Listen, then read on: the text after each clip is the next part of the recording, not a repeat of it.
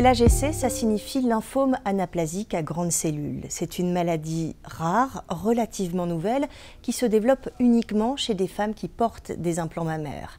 En 2011, on dénombrait 60 cas dans le monde.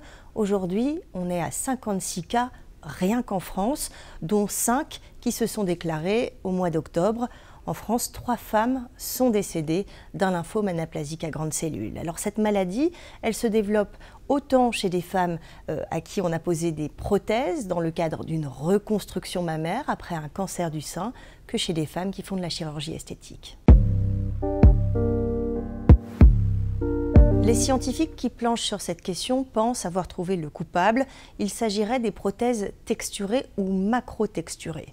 En fait, il existe plusieurs types de prothèses mammaires. Il y a les prothèses lisses, qui sont en fait à enveloppe lisse, les prothèses texturées, qui sont rugueuses, et les prothèses macro-texturées, qui là sont très rugueuses. Ces prothèses rugueuses sont les plus utilisées en France. Elles représentent 85% du marché, car elles présenteraient de nombreux avantages, que ce soit en chirurgie esthétique ou dans le cadre d'une reconstruction mammaire après cancer. Ce sont des prothèses qui tiennent mieux, qui s'accrochent mieux dans le sein. Le problème, c'est que justement, comme elles s'accrochent mieux, eh bien, elles provoqueraient des irritations, des inflammations qui pourraient être à l'origine de cancer.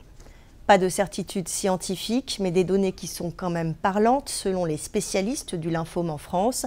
On n'a, par exemple, jamais vu se développer un lymphome chez une femme qui a uniquement porté des prothèses mammaires lisses. Eh bien, pas assez au goût de certains chirurgiens, de certaines femmes, de certaines victimes aussi que nous avons rencontrées et qui réclament depuis des années un moratoire sur les prothèses mammaires en France.